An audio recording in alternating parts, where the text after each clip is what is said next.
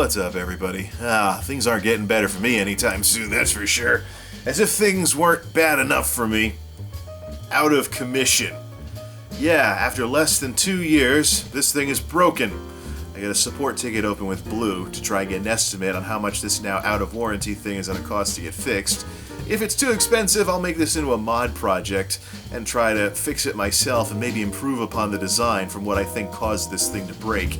More on this later. This will be its own video. It'll be part of the regular vlog series, focusing on technology and stuff instead of this sit in front of the camera and talk stuff. But let's just say that with what I've seen from this microphone, considering what it costs, and what I've seen from Blue's support trying to get just an estimate on how much it's going to cost to get it fixed, I think that this Yeti is going to be my first and last Blue microphone.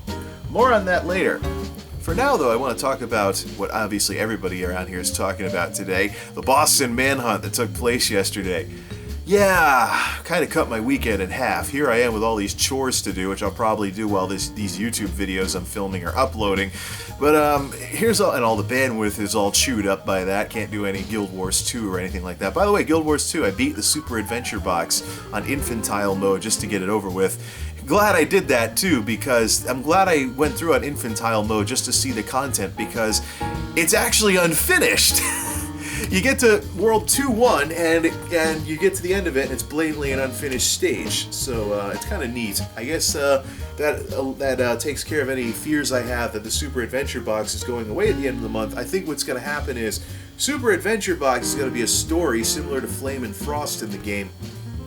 And after April, the in-game NPC is going to shut down the box for testing and evaluation, and then when more of the Super Adventure Box game is completed, or maybe the whole game is completed, then it'll probably come back. That's my guess. It's not anything official from ArenaNet, but with the amount of effort they've put into this mini-game, I really highly doubt they're just gonna say, oh, it's done at the end of April, or even do something like what World of Warcraft would do and make it into a yearly event where you can only play the game during the month of April. So, I think this is probably going to be kind of a side story in Guild Wars 2, similar to the Flame and Frost thing that's been going on. That I got to do some more on that when the next patch comes out. April 30th, I think, is Flame and Frost Retribution.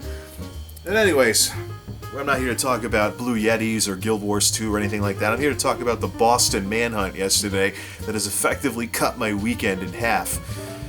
Yeah, it was pretty surreal seeing a big city like Boston completely deserted under lockdown, although I did get some New England humor out of that mess, even though it's good that the guy got caught, but let's just say the Manhunt wasn't without its New England humor.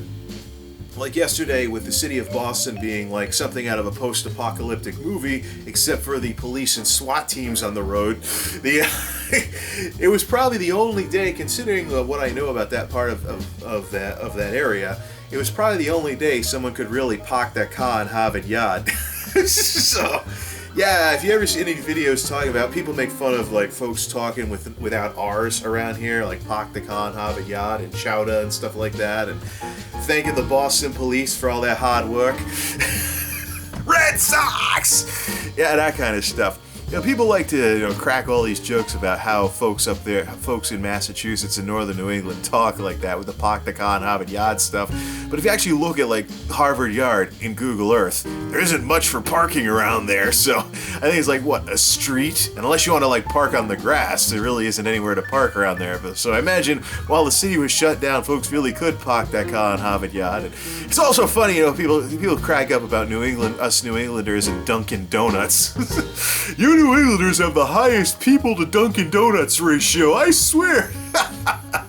Yeah, here I am yesterday, Huffington Post, in the good news section. Sad that Huffington Post has to have a good news section with all the if it bleeds, it leads type stuff. That's another discussion for another day. But Huffington Post, they got something there. They're talking about the entire city's in lockdown, right? And businesses are told not to open up. Everybody's basically taking a TGIF type holiday, except for some of the Dunkin' Donutses that are serving coffee and donuts to the law enforcement hunting down this nut job. Classic New England. Whole city shuts down except for the Dunkin' Donuts, right? Yeah, that and the pocket card Harvard Yard thing, yeah. Well, By the way, for those of you tourists that make fun of it, it's pak, the schwa. Some people like pack your ka and have it. You pack a lunch, you pack your ka. If you're gonna do the Massachusetts no R's thing, do it right. Whatever. Anyways. Alright. So it's good though that this guy got apprehended finally after this, because it was pretty expensive for the city of Boston to shut down for a day. Now, I've been hearing that it's cost like $350 million. So it's good that they got this guy, and it definitely should. It's good that he's off the streets. I mean, we're talking about someone here he shot at police twice, threw explosives at them, was allegedly involved with the Boston Marathon, and yeah, I mean. What didn't he jack 2 cars too? I think it was like he carjacked 2 people to try and use them as getaway cars. There was an SUV, and then there was like some kind of Honda. So I mean, this is straight out of a GTA game. This is the kind of thing you want to hear your buddy talking about.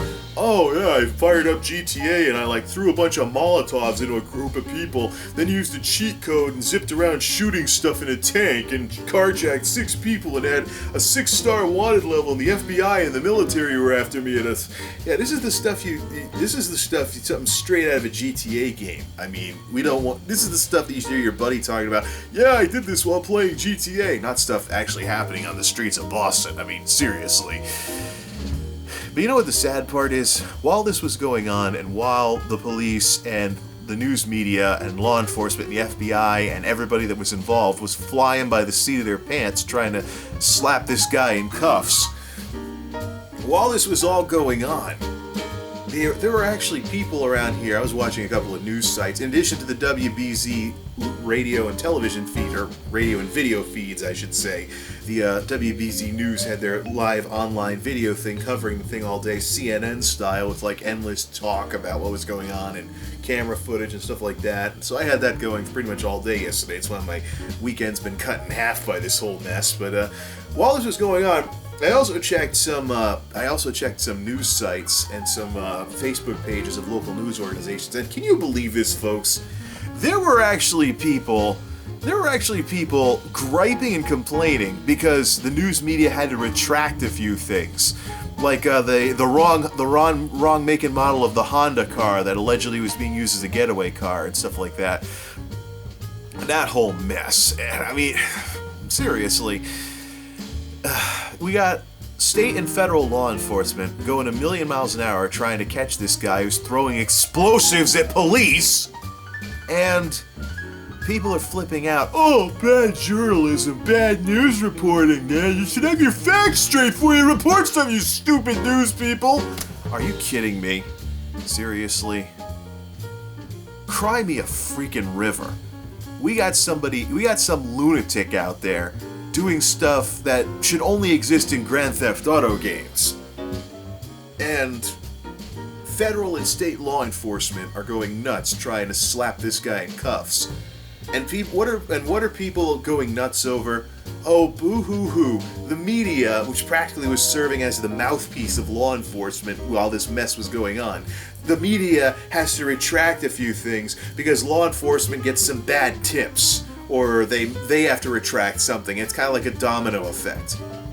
And people are talking about it like the news media was trying to purposely deceive people. People are nuts. I know that's as duh as saying water is wet, but people are nuts.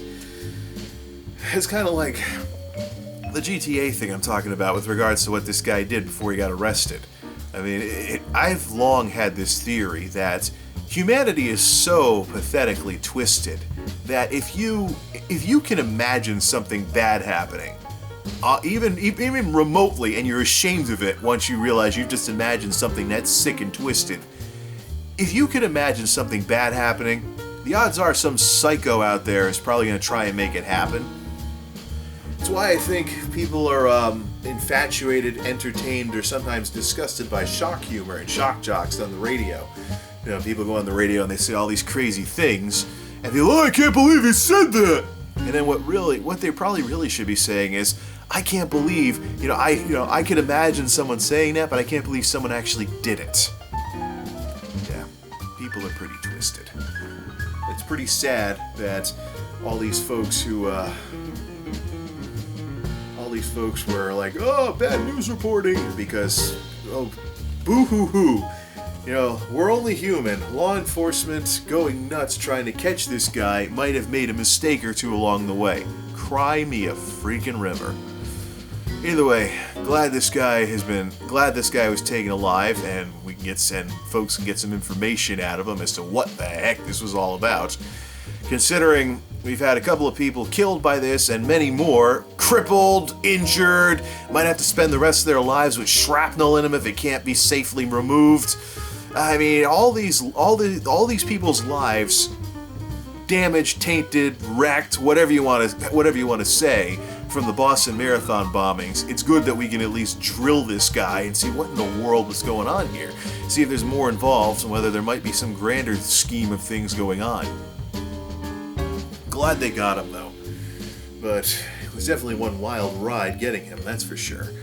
Hopefully, things can return to at least somewhat normal for the people of the city of Boston and the greater Boston area sometime soon. People are nuts. Indeed, they are nuts. Anyways, enough of this other vlog stuff. I got other things to make videos about, and I got chores to do. Now I've got only one day to do them instead of two. No thanks to what happened yet. Well, I don't know. I'm sure maybe it was worth it to see justice delivered to this guy after the mess that happened in Boston this past week and everything that those people have been through. It's great to see that this guy got slapped in cuffs. What happens next? Oh, that'll be the next chapter of the story, but we'll cross that bridge when we get to it. Anyways, that's my 2 cents on the whole manhunt yesterday. Up next, this stupid thing. Till next time, this is MultimediaJay signing off. Thanks for stopping by.